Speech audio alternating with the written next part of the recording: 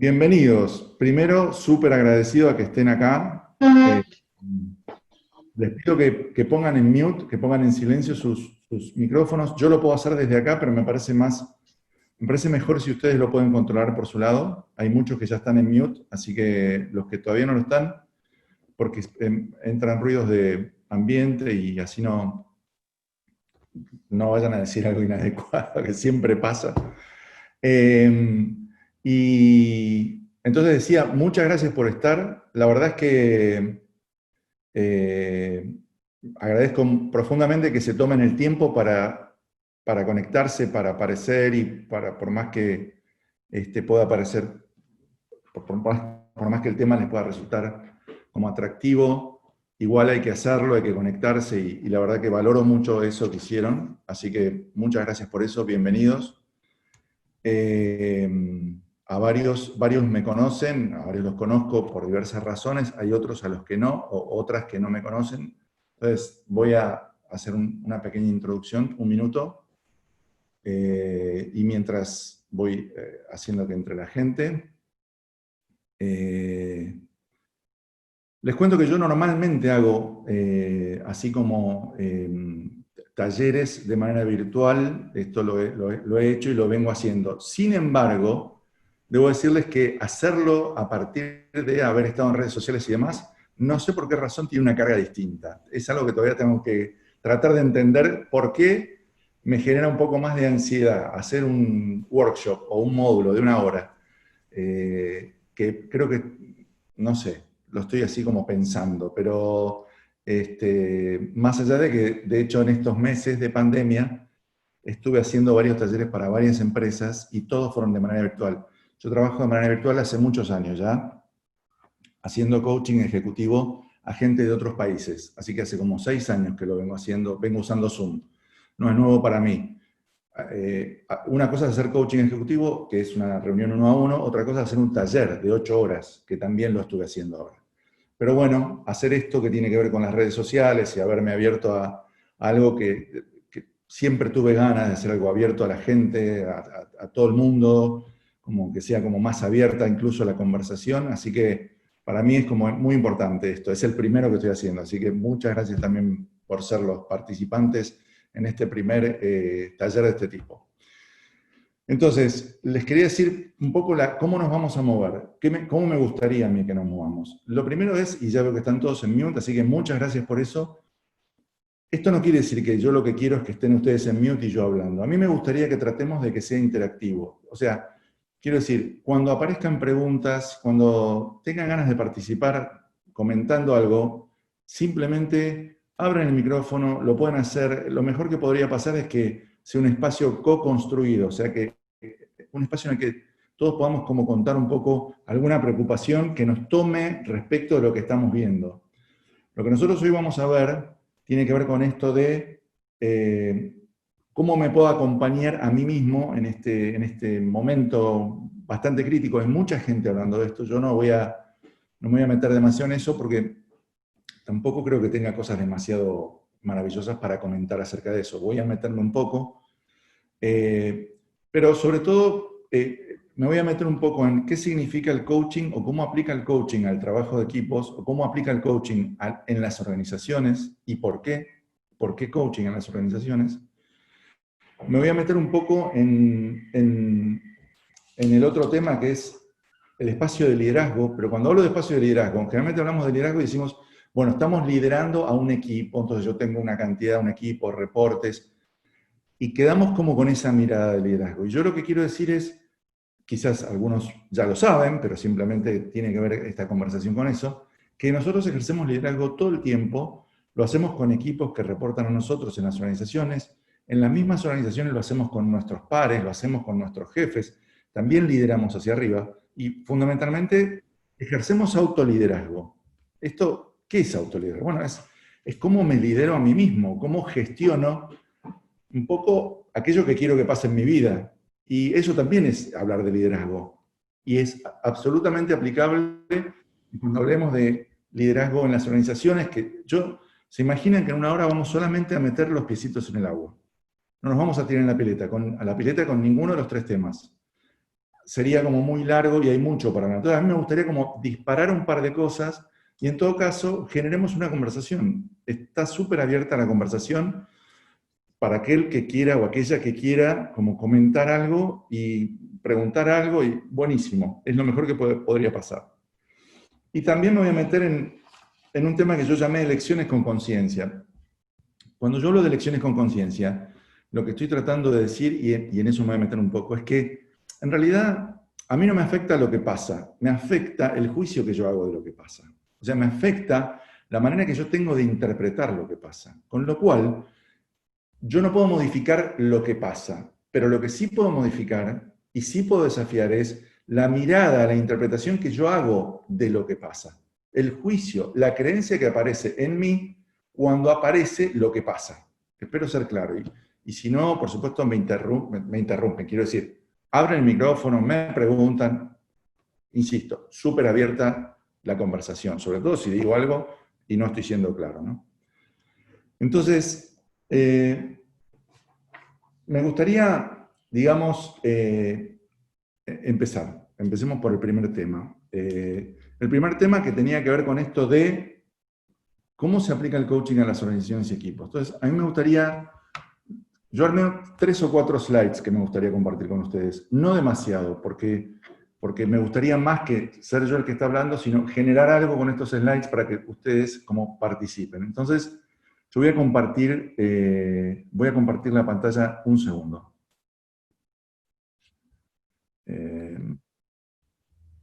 Ahí está.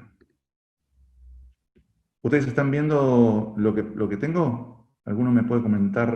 A ver, espérate. Sí, Robert. Ok, perfecto, gracias. Entonces, bien.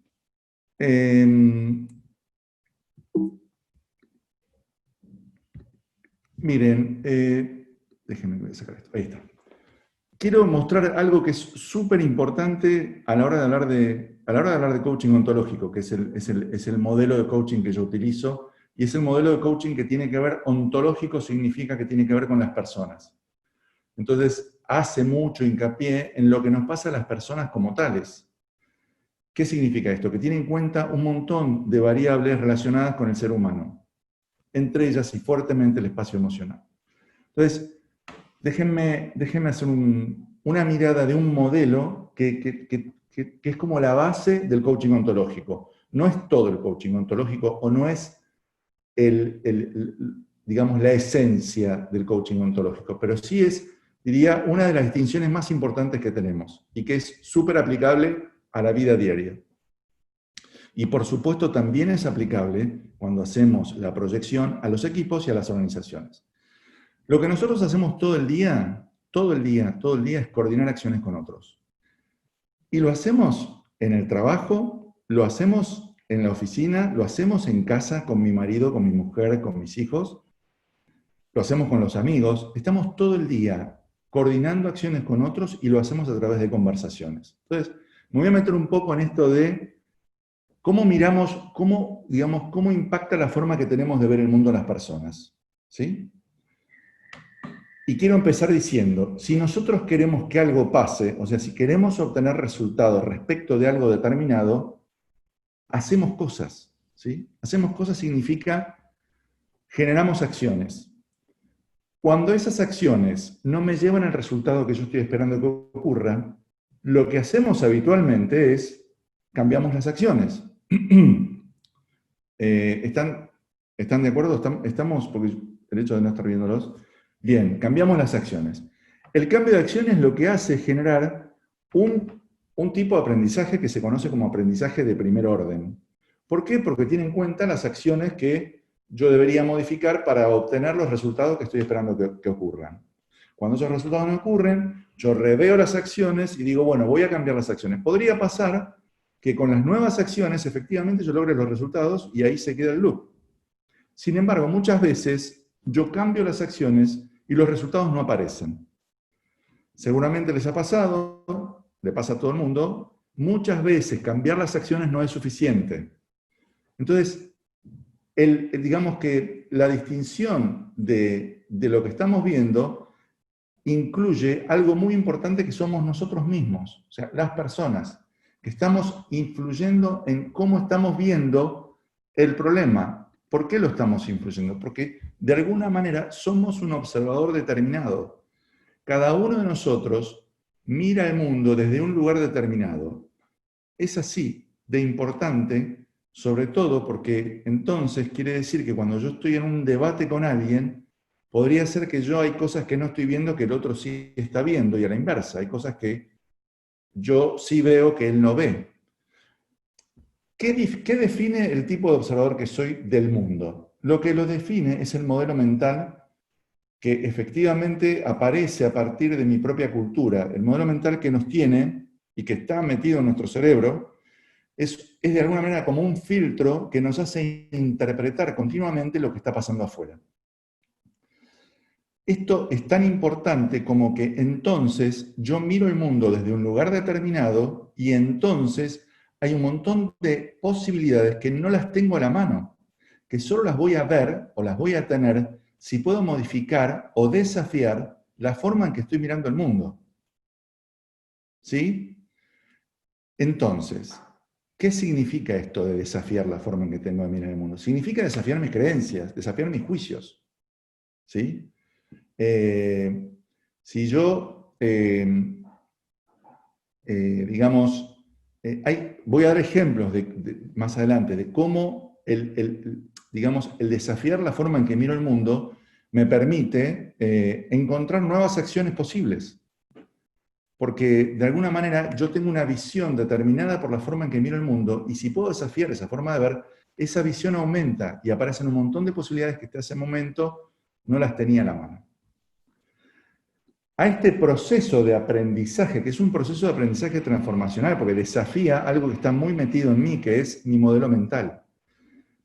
¿Qué significa decir que mi modelo mental es el que me hace interpretar el mundo? Significa que no vemos el mundo igual a alguien que viene de una familia española que a alguien que vive en una familia italiana. Tenemos como miradas distintas. No vemos el mundo igual a un ingeniero que un contador. Yo soy ingeniero, de alguna manera tengo muchos amigos que son contadores y en general los ingenieros vemos el mundo como un Excel, diría, muchas veces, y sin embargo el mundo no es un Excel, pero nosotros tenemos como la necesidad de ponerle a todo como una estructura. Entonces, lo que digo es que como esa cultura, ese modelo mental, me hace interpretar las cosas que pasan afuera de mí.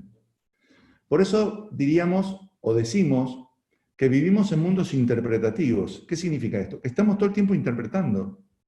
Y que por eso digo, no me afecta lo que pasa afuera, me afecta la interpretación que yo hago de lo que pasa afuera.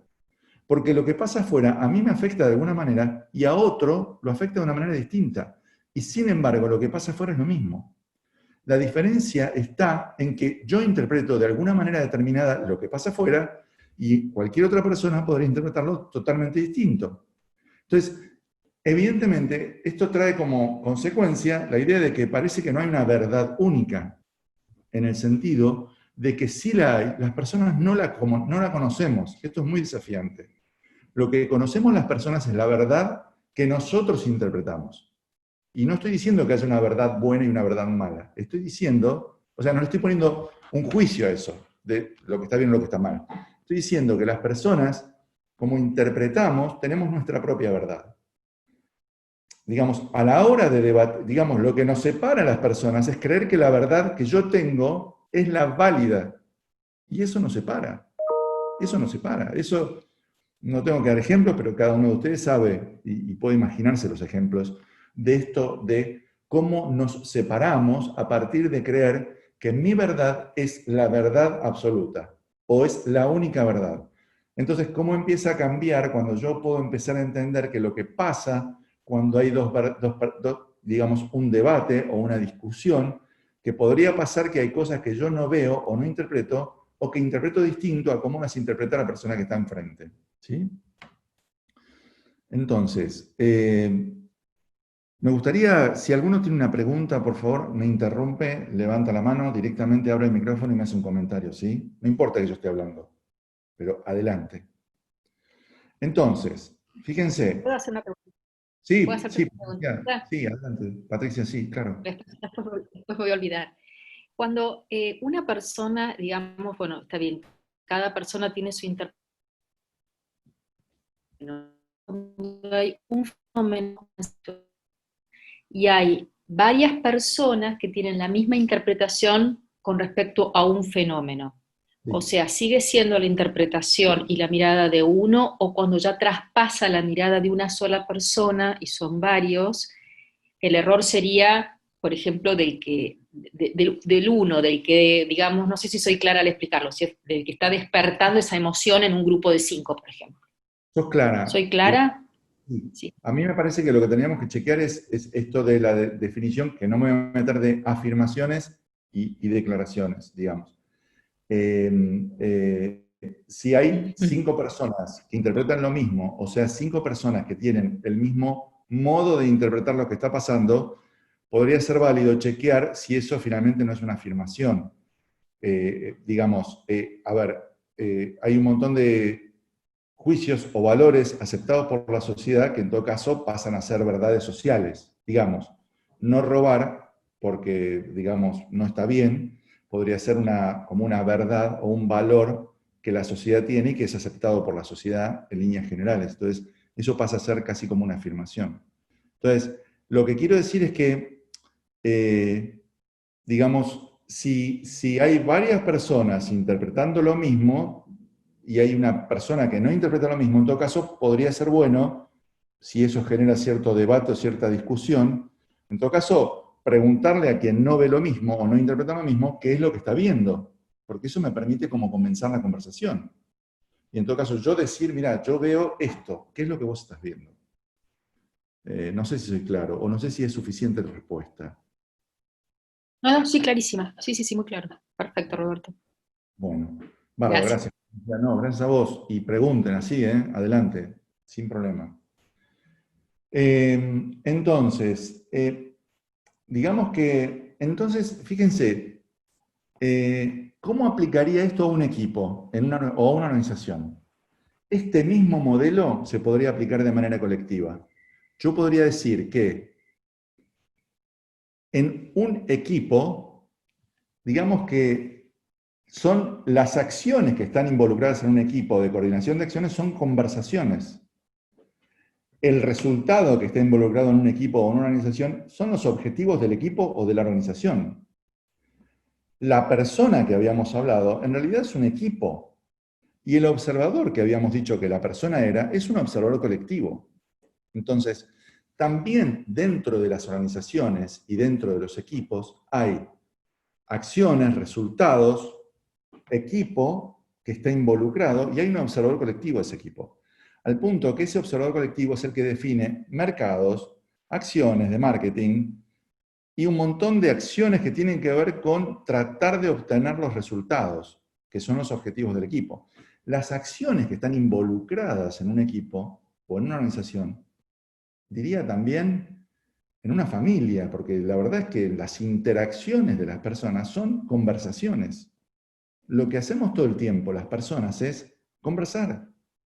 Todo el tiempo pedimos, todo el tiempo, o sea, podríamos desagregar todas las conversaciones en 5, digamos, actos esenciales lingüísticos, así lo llama la ontología del lenguaje, que son los pedidos, las ofertas, las declaraciones, las afirmaciones y los compromisos. Pedidos, ofertas, afirmaciones, declaraciones y compromisos. Son 5 actos lingüísticos. Entonces, nosotros lo que hacemos todo el día es eso, conversamos. Lo hacemos por mail, lo hacemos por teléfono, lo hacemos en persona. Estamos todo el tiempo. Entonces, imagínense el impacto que tiene no ser eficientes a la hora de conversar. Entonces, ¿cuál es la tarea de un coach dentro de un equipo? Muchas, pero la más importante es entender cómo conversa el equipo. La más importante es entender si el equipo o la organización tiene valores compartidos, qué manera tiene de comunicarse, si se hacen los pedidos adecuadamente, si cumplen las promesas, si construyen confianza. Todo eso es coaching aplicado a las organizaciones y equipos. Entonces, y les puedo asegurar que hay un montón de formas de trabajar. De hecho, yo trabajo con muchos equipos y trabajo con muchas organizaciones. Y en realidad lo que hacemos los coaches en ese sentido, ya como consultores, digamos que el coaching ontológico solo es una herramienta. Nada más que una herramienta y tanto como una herramienta. Sin embargo, no alcanza para trabajar en un equipo. Es una parte, ¿sí? Entonces, el coaching aplicado a organizaciones y equipos se trata de esto. Yo les quiero decir también que el observador, y vuelvo al anterior, cuando hablamos de personas, esta forma que tengo de mirar el mundo es tan importante como que define las emociones que siento. Estoy hablando como persona ya, o sea, de manera individual. Mis emociones están relacionadas con la forma que tengo de mirar el mundo. Es así de importante. Es absolutamente conceptual, pero es súper importante esta distinción. Las emociones que tengo están definidas por la forma en que tengo de mirar el mundo. Y cuando hablo de emociones digo, cómo siento miedo, cómo siento culpa, cómo siento vergüenza. Todo eso tiene que ver con los juicios que yo hago respecto de lo que pasa afuera que me generan una emoción determinada. Las emociones están relacionadas con juicios que yo hago por lo que pasa. Es así. Entonces, fíjense que todo lo que estoy diciendo son actos lingüísticos. Entonces, las emociones, la forma que tengo de coordinar acciones, la forma que tengo de conversar, los resultados, en el final de la historia son actos lingüísticos. Con lo cual, empezamos por supuesto desde la mirada de la ontología del lenguaje, y esto yo solo estoy compartiendo lo que leí de otros autores mucho más eruditos que yo, eso quiero decir. No son cosas que yo invento.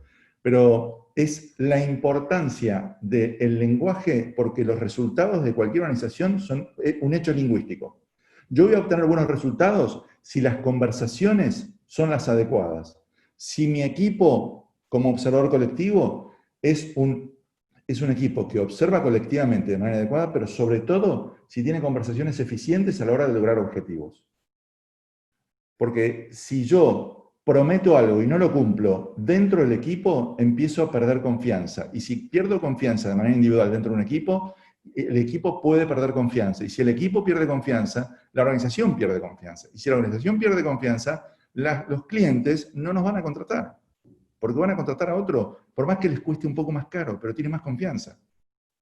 Ustedes, cuando tienen que contratar un plomero, le preguntan a un amigo si conocen un plomero de confianza y eventualmente están dispuestos a pagar un poco más porque están pagando la confianza, porque dicen, no, prefiero este que me lo recomendó Juan a este otro que no lo conozco, porque la verdad que me da más confianza. ¿Cuesta un poco más caro? Sí, pero pago la confianza. O sea, la confianza, que es una construcción que tiene que ver con cómo cumplo compromisos, es plata, así lo digo. No es un hecho fortuito de, bueno, mirá qué lindo. No, en las organizaciones significa dinero, facturación. ¿Sí?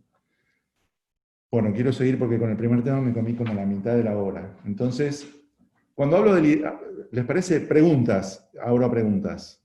Voy a dejar de compartir por un minuto. Ahí estamos. Preguntas. ¿Alguna pregunta? ¿Algún comentario que quieran hacer?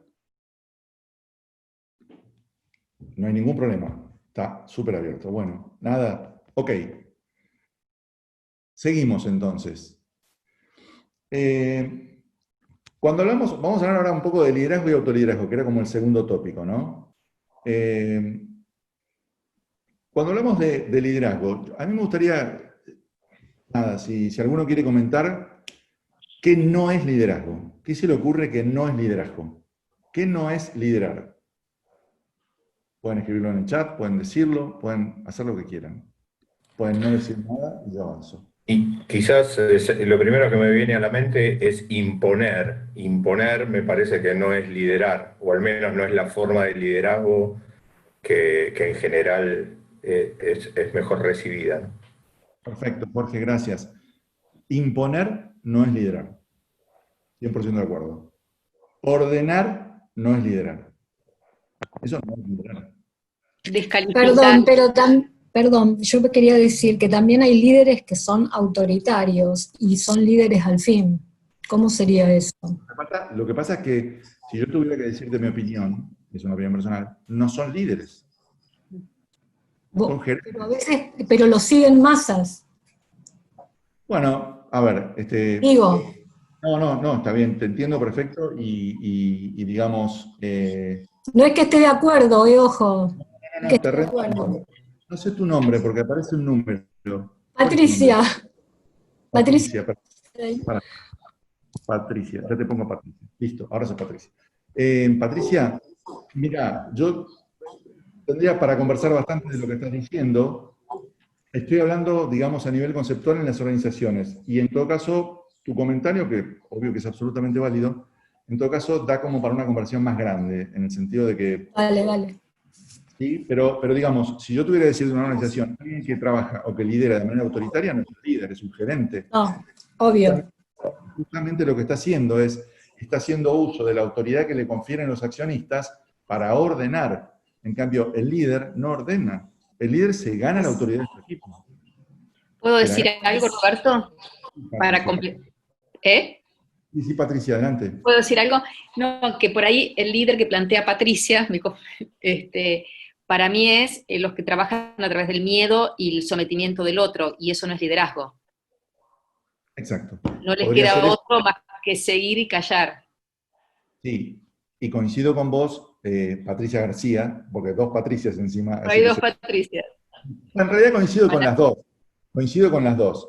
Pero con este comentario de Patricia García coincido con vos, Pati, que efectivamente, o sea, liderar con miedo, la verdad que eso no es liderar. Eso es ser claro. autoritario, Para eso mí no el es liderazgo es liderar. como la motivación, la estimulación.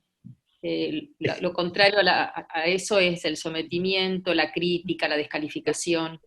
Liderar es influenciar, liderar es tener propósito, liderar es generar un sentido con el equipo. Liderar es generar eso que no se sabe bien qué es, pero que al final de la historia mi equipo, conmigo a la cabeza y al mismo, diría, nivel en cuanto al trabajo, se compromete con los objetivos que tenemos. Eso es liderar. Si ordenar ordenar, no es liderar, mandar, no es liderar, dirigir, digamos, con mano de hierro, con miedo o de manera autoritaria, como dijeron ustedes dos, las dos Patricias. Eso no es liderar. Podría haber casos en los cuales podemos, en todo caso, evaluar algún caso particular, no ahora, pero bueno, quizás da para esa conversación. Entonces, sobre todo es encontrar sentido. Es decir, yo puedo liderar un equipo en la medida que logro, en que logro como gestionar un sentido. Y cuando hablamos de autoliderazgo, igual. O sea, cuando yo estoy hablando de autoliderarme, tiene que ver con cómo generar un sentido para mí. O sea, y esto puede ser tan profundo como se les ocurra. A lo que me refiero es a que la gran pregunta de si hay algún sentido en lo que hago es una pregunta difícil de responder. Ahora, es como la pregunta más importante. Cada uno tendrá sus propias ideas, pero digo, si la vida solo es administrar las cosas que me pasan, bueno, ese es el sentido de administrar, que hoy, digamos, me hago un pollo, mañana hago una charla, o sea, medio como que es una buena desafío, es un buen desafío preguntarnos eso, ¿no? Es decir, entonces, la idea de, digamos, de trabajar desafiándome en ese lugar es un trabajo de autoliderazgo. Y autoliderazgo es hacerme cargo del timón de mi vida. O sea, yo sé las conversaciones que debería tener y no estoy teniendo, en general. En general sabemos aquello que deseamos, los sueños que tenemos. Entonces, ¿cómo nos conectamos con eso? ¿Y desde dónde nos conectamos? Yo no estoy diciendo que haya que hacer algo, por favor, quiero ser súper claro. No estoy diciendo que haya que hacer algo en particular, porque cada uno sabe lo que quiere, desea para su vida y es súper válido y yo no sé lo que está mejor para cada una de las personas con las que trabajo, se imaginan. No sé lo que está mejor para mí, más difícil va a ser para mí encontrar lo que está mejor para los demás. Así que, pero sí hay algo que tengo claro y que me gusta compartir, es las personas en general tenemos como algo ahí adentro que sabemos, che, esto me incomoda, y cuando me incomoda, está bueno como atender qué es lo que me está incomodando. Y yo puedo decidir hacer con eso lo que quiera. Yo puedo tener como una conversación pendiente con alguien, un amigo, con quien sea, con mi jefe, con, no sé, y puede ser que no la haga porque me incomoda, y yo no digo que haya que hacerla. Lo que me parece que es bien importante y casi diría que puedo hasta conectar con el tema que sigue, que es la conciencia, es bien importante tener conciencia de que hay una conversación que querría hacer y que decido no hacerla. Entonces, cuando digo liderazgo y autoliderazgo, empiezo a conectar con eso de, bueno, ¿cómo tengo el timón de lo que quiero para mi vida? ¿Cómo me hago cargo de lo que quiero? ¿Cómo me lidero? Fíjense que estoy metiéndome más en temas de autoliderazgo que liderazgo hacia un equipo o una organización. Porque primero que es lo que más me gusta, pero por otro lado, creo que igual me pueden preguntar lo que quieran, ¿no? Pero me estoy metiendo más ahí porque es donde más me gusta. Porque tiene que ver con, en todo caso, buscar una versión de quién soy que tenga más que ver con el que quiero ser. Y esto no implica ni exigencia, ni juicio, ni crítica hacia mí, ni todo lo contrario. Implica aceptación de que hay cosas que quiero hacer y no me salen, o aceptación de que hay cosas que quiero hacer y me salen. Cada uno lo puede ver como quiere. Entonces, pero sí tiene que ver con en qué lugar me pongo. Me pongo en el lugar de la persona. Miren, hay algo que nos pasa a las personas muy fácilmente, que es nos paramos en el lugar de la queja. Esto es muy común, Nos pasa a todos, le pasa a todo el mundo, nos pasa a todos. Entonces, lo que suele pasar es que no tenemos conciencia de que estamos en el lugar de la queja. Creemos que eso es lo normal, que así debería ser. ¿Qué quiere decir estar en el lugar de la queja? No nos damos cuenta y como que nos conectamos más con una actitud de queja, como si algo debería pasar y no está pasando, que de hacerme cargo de lo que quiero que pase. Fíjense, vuelvo al tema del observador, que fue lo que vimos hace un rato. No me afecta lo que pasa, me afecta la interpretación que yo hago de lo que pasa. ¿Sí? Carola dice, actitud de víctima. Exacto, Carola, es así. Normalmente no nos damos cuenta y nos ponemos en un lugar más de víctima, sin ponerle ese nombre y casi sin verlo. Entonces, digo, no me afecta lo que pasa, me afecta la interpretación que yo hago de lo que pasa. Me afecta el juicio que yo hago de lo que pasa.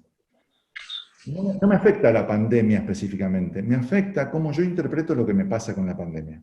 Por supuesto que me afecta en el sentido de que me impide, no sé, me aísla, me impide hacer un montón de cosas que todos sabemos de qué estamos hablando. Sin embargo, también hay un montón de cosas que yo puedo hacer con eso que está presente. Entonces, hay cosas en las que puedo influenciar, hay cosas en las que no puedo influenciar. Y normalmente las personas estamos como muy apegadas a las cosas en las que no podemos influenciar. Y nos la pasamos hablando de las cosas en las que no podemos influenciar.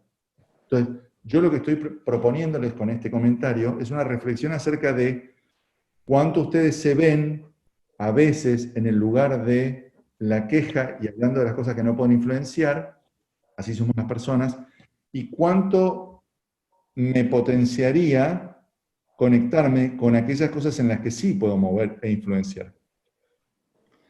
Y les digo, es un cambio de actitud. Déjenme compartir algo. A ver, quiero ver qué dice el chat. Carola dice, micromanagement es dar órdenes, perfecto. Sí, perfecto. Entonces, déjenme compartir un poco de nuevo lo que estábamos viendo. Entonces,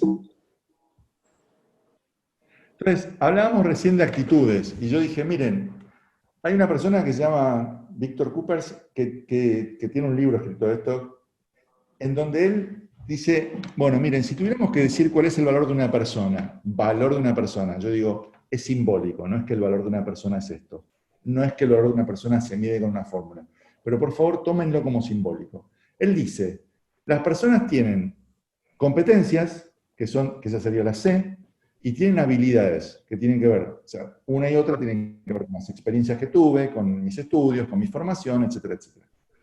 Pero él dice, las competencias y las habilidades no alcanzan. Hay algo que está con un factor de, digamos, multiplicador, que es la actitud. O sea, de nada sirve tener un montón de competencias y un montón de habilidades si mi actitud no está en línea con lo que quiero que suceda.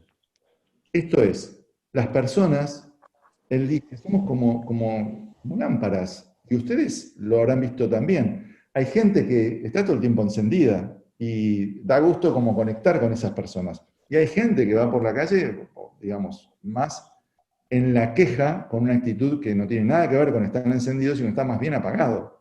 Entonces, cuando yo digo, es bien importante darme cuenta si yo estoy conectado con la queja o si estoy conectado con el hacerme cargo, es decir, como a la palabra de Carola, si estoy conectado con ser víctima o si estoy conectado con ser protagonista, y eso es un cambio de actitud, es una decisión. No quiero decir con esto que eso es como que yo directamente me doy cuenta rápido y cambio de actitud. No, no es así. Por supuesto que requiere reflexión, requiere decisión, requiere trabajo personal, requiere conectarme conmigo para darme cuenta que estoy en un espacio en donde tengo una actitud más de queja, escucharme y hacer conciencia de lo que me escucho.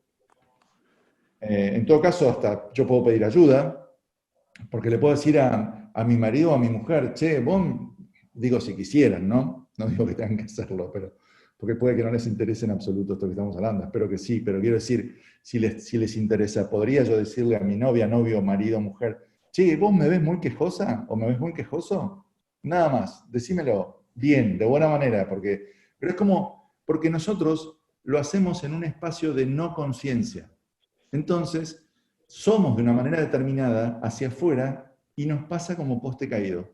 Tenemos como una ceguera cognitiva y la única manera de poder verlo es empezar a preguntar y a entender si yo me escucho a veces medio quejoso, bueno, esto de como escuchar. No sé si a ustedes les pasa, pero a veces se encuentran con una amiga, con un amigo, y ¿vos cómo estás? Bien, bien, bueno, no, mirá, me pasó esto, me pasó, y empieza con una cosa de queja, que es una queja que uno podría decir que tiene sentido, en el sentido de que, bueno, la pandemia, ahora uno no tiene ni siquiera espacio para hablar, porque la queja se hace tan importante que en realidad no parece importante lo que a mí me pasa, ¿no?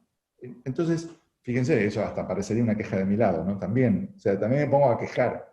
Entonces, lo que dice Coopers es que él trabaja con lo que se llama psicología positiva. Lo que dice es que la actitud es muy importante. Es sumamente importante ser conscientes de la actitud que tenemos en el día a día para ver si conectamos con un espacio de protagonista o conectamos habitualmente con un espacio de víctima. Las competencias y las habilidades, por supuesto que son importantes, porque nada sería más grave que tener una persona que dice, bueno, yo tengo muchas ganas de hacer y no tiene la menor idea de cómo hacer. O sea, no tiene competencias, no tiene habilidades, no se puede. No se puede hacer un puente si no se es ingeniero civil. No se puede.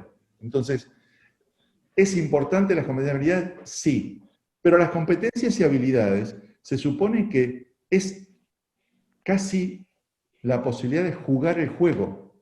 O sea, siempre que yo estoy en una organización y hablando como un componente de un equipo, yo tengo que tener competencias y habilidades, porque si no, no puedo jugar el juego. No podría ni siquiera estar en una organización, digo, no como, digo, en un equipo. Yo tengo que tener competencias y habilidades porque por eso estoy en un equipo. Ahora, eso me permite jugar el juego. Lo que me hace ganar el juego es la actitud. ¿Por qué? Esto es simbólico, por eso está como un producto, porque potencia mucho el valor de mi aporte al equipo. Entonces, atención con las actitudes, empezar a ser conscientes de las actitudes. Me gustaría, bueno, este es el efecto multimedia que puse, que tiene que ver con mirar, que está como un producto, y no como una suma o una resta, ¿no? Entonces, me gustaría... acá estamos. ¿Alguno tiene una pregunta? ¿Alguno tiene un comentario súper abierto? No hay que decir, no hay que hacer el súper comentario, es decir, estamos en una conversación, estamos como co-construyendo este espacio. Así que si hay Hola Robert, puedo hacerte uno. Por supuesto, Mario. Estoy totalmente de acuerdo con el tema de lo que comentás de las actitudes, y hay algo que vos obviamente lo sabés y creo que alguna vez lo hemos charlado. Hay una pregunta que dice, por ejemplo, ¿qué es lo que hace grande una nación? Entonces sean distintas alternativas, ¿no? Y dice uno, y a una nación la hace grande su historia. Y no es así. Hay países que tienen una gran historia y que son sumamente pobres. Podemos nombrar países del Medio Oriente, podemos nombrar a la India. Otro puede decir, bueno, ¿qué hace grande un país? Su superficie. También es falso. Hay países como Japón, Suiza, Austria, países pequeños y que son realmente poderosos. Otro puede decir que hace a su materia prima, a lo que tiene como valores para poder exportar, y tampoco es así. Vuelvo a nombrar esos países, qué sé yo, como Suiza, que puede hacer el chocolate sin tener cacao y azúcar, o Japón, que exporta grandes productos tecnológicos. Y la pregunta ahí viene, bueno, ¿qué es lo que hace grande un país? Eso que decís vos, la actitud de su gente. Ese es un comentario nada más que me parece que va en la dirección de lo que estaba comentando. Sí, gracias, Mario. Coincido. Yo creo que la actitud es súper, súper importante. Entonces, la verdad que el ejemplo me parece piola y, sobre todo, entonces, empezar a mirarme, a ver cuál es mi actitud. No estoy diciendo que hay que poner globos y matracas y que todos estamos todos felices. No hablo de eso. Hablo de algo más profundo que tiene que ver con el ser. ¿Cuál es la actitud con la que enfrento lo que está pasando? Es eso. Es eso. Y en este sentido es importante tener conciencia. Entonces, a mí me gustaría meterme, dado que son -10, en el tercer tema, que tiene que ver con lo que hablamos. ¿Cuáles son las elecciones que hago? ¿Cuáles son las elecciones? ¿Cómo puedo ser más consciente? ¿Y por qué digo elecciones con conciencia? Tiene que ver con lo que venimos hablando. Tiene que ver con si yo me voy a conectar más con lo que me falta que con lo que tengo. O sea, voy a estar más en el espacio de víctima que en el de protagonista. Y les puedo asegurar que es una decisión. No quiero decir que es una decisión fácil, porque lo primero que tiene que pasar es que me tengo que dar cuenta. Y no es fácil, no es fácil que nos demos cuenta. Déjenme mostrarles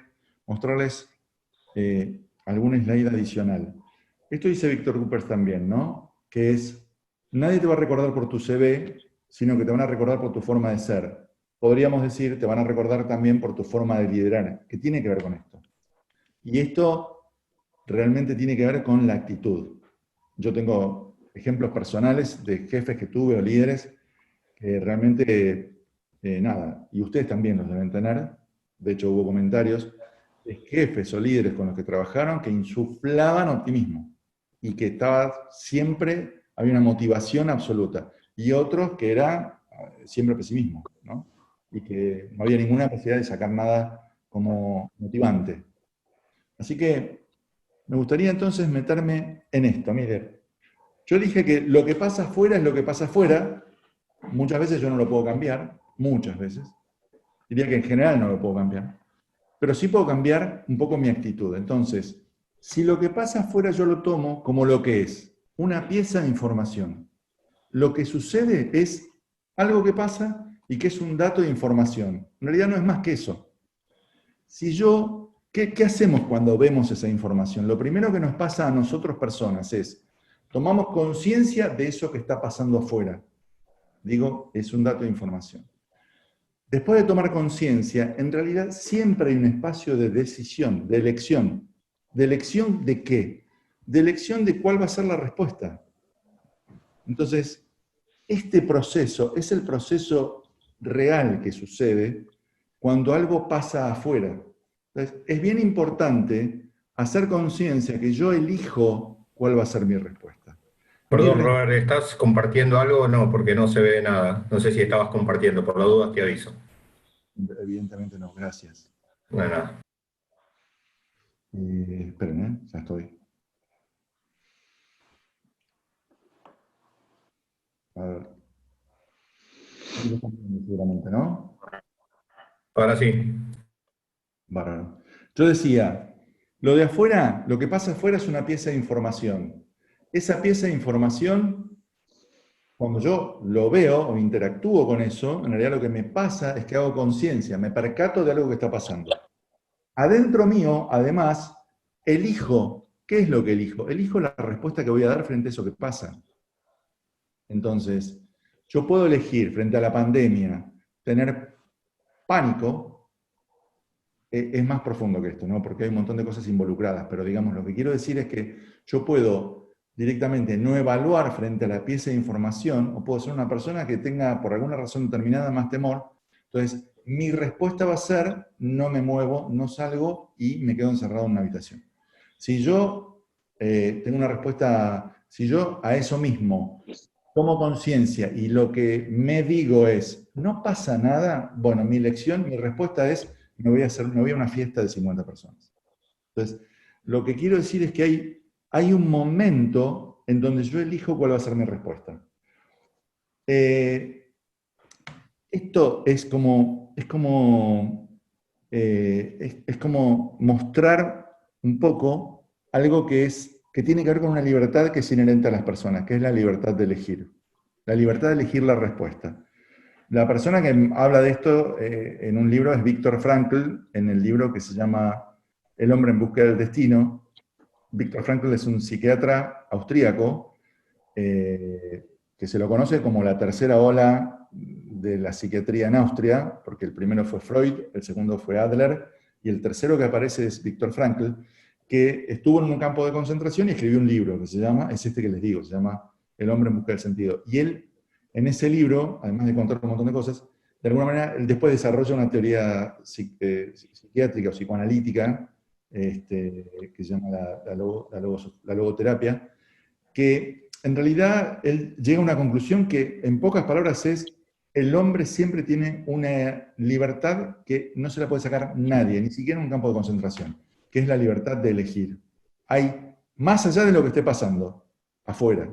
Entonces él decía, yo, por ejemplo, soy un prisionero en este campo de concentración y yo elijo si quiero seguir viviendo o me quiero morir. Porque yo podría elegir tirarme contra un alambrado y morirme. Y él dice, y yo puedo elegir seguir viviendo todo lo que pueda. En un punto, él dice, yo tengo más libertad porque sé esto que mis propios carceleros, que no lo saben. Es bien profundo, el libro está muy bueno, súper recomendable, pero lo que está diciendo es, miren, la última de las libertades es una libertad que es inherente a la libertad de elegir, y eso no me lo puede quitar nadie, ni siquiera un campo de concentración. Por eso es tan importante. Una pregunta, Roberto, discúlpame. ¿Te puedo preguntar? Por supuesto, sí. Está bien esto, entiendo lo que vos decís, pero mi pregunta es, ¿qué pasa cuando el ejercicio de tu libertad implica perjudicar gravemente a otros? Es un tema que lo tengo complicado en la cabeza. Bueno, eso es súper profundo, Ana, en el sentido de que creo que es una decisión personal, absolutamente personal, y dependerá de cada caso. Es bastante difícil, no me parece una resolución, algo sencillo de resolver, porque en un punto no sé qué significa perjudicar, porque fíjate que perjudicar fuertemente a otro es un juicio. ¿Qué quiere decir esto? Quiere decir que tiene que ver con tu modelo mental, tiene que ver con el modelo mental de quien lo dice, tiene que ver con el juicio de quien los juicios los hacemos en función de nuestro propio modelo mental. Entonces, algo que probablemente para vos, o para quien sea que está en esa situación, es perjudicar gravemente a otro, quizás otra mirada que desafía ese juicio y que desafía esa opinión, te abre como un panorama de aprendizaje que dice, no, pero pará, no es perjudicar, porque a lo mejor para mí perjudicar fuertemente a otro es, no sé, obligarlo a que no vaya a una fiesta, por decir algo, ¿no? Y para otro, perjudicar fuertemente a otro es herirlo, dañarlo físicamente. Nadie dice que es perjudicar fuertemente a otro como una norma. Es variable, depende de cada uno de nosotros. Entonces, planteado como lo estás planteando, parece difícil de resolver y en todo caso habría que profundizar. No sé si te ayudé con esta respuesta. Roberto. Algo, gracias. Sí, bueno, no, Ana. Sí, Sergio. Viendo el diagrama ese que estás mostrando y cerrando lo que vos decís, esa información que estás recibiendo, cerrando respecto al comienzo, Sí. ¿ves? En general, es la interpretación de los hechos de alguien, que muchas veces es una interpretación genuina en el sentido que lo hace con su mejor buena leche, con sus creencias, coincide o no, y muchas veces totalmente tendenciosa. Sí. Justamente esto lo que a veces se mueve en esta cuestión de la pandemia y estas cuestiones, como hay gente que cree fehacientemente en la cuestión de los virus, las vacunas más, y otra gente que dice, no, mira, salgamos y acá no pasa nada. Sí, sí. Creo que el punto donde este diagrama, no digo hace agua, tiene imperfecciones de las que hay que cuidarse es cuánto crees en eso que te están informando, que es genuino, ¿sí o no? O que es totalmente tendencioso, que también ni lo piensa, pero solo tiende a modificar tu elección. Espérate, buenísimo tu comentario y gracias, Sergio. Yo quiero ser claro y quiero profundizar en qué significa información en este cuadro. Información significa algo que está sucediendo afuera de mí. No quiere decir leer una noticia, porque leer una noticia efectivamente está influida por la mirada del que escribe la noticia, o por un montón de otras cosas. Pero en realidad no hablo de esa información. Yo digo, para mí una pieza de información es ver a mi hijo que le duele el brazo. Eso es bien concreto, ¿sí? Y buenísima la aclaración porque me permite hacer la distinción. Cuando yo estoy hablando de información, hablo de eso, de una pieza, de un dato de afuera. Ahora, si es un libro, cualquier otra cosa que sea plausible de interpretación de otros, coincido con vos, por supuesto. Hay una interpretación de otros, uno tiene que evaluar eso, sin duda. Pero para ser claro, es solo una pieza de información plana. Bueno, nada más, quedan 2 minutos. Entonces, me gustaría... bueno, no, voy a salir de compartir porque me gustaría como cerrar... si alguno tiene una pregunta, y después me gustaría leer un poema de Eduardo Galeano que tiene mucho que ver con esto de la actitud, que a mí siempre me hizo mucho sentido, que son 5 líneas. Pero me gustaría abrir, aunque sea un par de minutos, para aquellos que quieran, para escuchar alguna pregunta, duda, comentario, lo que quieran. Estoy súper abierto a lo que digan. Che, no me gustó, che, sí me gustó, lo que quieran. Roberto, José Luis, soy. Sí, José Luis. Yendo al principio de tu exposición de esta charla, vos hablabas que nosotros vemos un recorte de la verdad con mayúscula o de la realidad con mayúscula, sino vemos lo que nosotros visualizamos a través de nuestros modelos mentales y demás. Y hablaste de desafiar los modelos mentales como para salir. ¿Cómo se hace eso? Bueno, haciendo coaching. Te tengo que contratar a vos.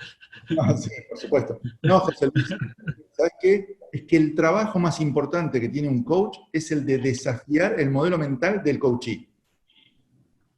O sea, es hacer preguntas, porque ese es el trabajo es el fundamental, lo que hace son preguntas, porque de hecho no tiene ninguna verdad el coach, ni para nada, pero lo que hace es preguntas que apuntan, interpretando, tratando de interpretar y de escuchar los juicios que tiene el coachee, la forma que tiene de escuchar o no escuchar el coachee, el cuerpo, las emociones involucradas. Todo eso el coach en realidad lo está escuchando todo el tiempo y lo que hace son preguntas que apuntan a desafiar esto de, che, ¿y si no fuera como vos te lo estás imaginando? Si vos que tenés, hay ejemplos, digamos, pero no me voy a meter, pero quiero decir, es eso, es desafiar a través de preguntas. ¿Cómo? Evaluando y siendo lo suficientemente flexible para imaginarse que a lo mejor mi manera de ver el mundo no es la única manera que hay. Gracias. De nada. ¿Algún otro comentario? Robert. Sí. A ver. Sí, Julio, sí, total. ¿Cómo te va? Llegué un poco tarde, no me podía conectar, pero bueno, me encantó lo que vi, me pareció re interesante. Saludos a todos por allá, a Mario y al Vasco, amigos de siempre. Me pareció muy bueno. Así que bueno, anoté varias cositas. Seguramente te voy a estar llamando para ver cómo seguimos, porque me quedaron varias cosas así como para seguir viendo. Pues sabés que tengo un grupo de gente con la que trabajo y me interesa que cada vez eso funcione mejor. Así que voy a estar conectándome con vos.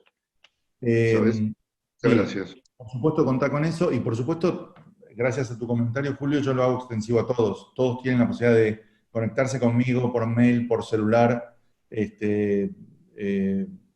por mail seguro, yo le pasaré mi celular por mail, digamos, mi celular estaba antes, pero estoy súper abierto a cualquier pregunta que haya quedado pendiente, a cualquier comentario, a cualquier duda, a lo que quieran, feliz de hacerlo, súper agradecido de que estén acá, y no quiero tomarles mucho más tiempo. Me gustaría leer un poema de Galeano que está muy bueno, que tiene que ver con esto de la actitud, que siempre lo he leído varias veces, y con eso, si quieren, cerramos.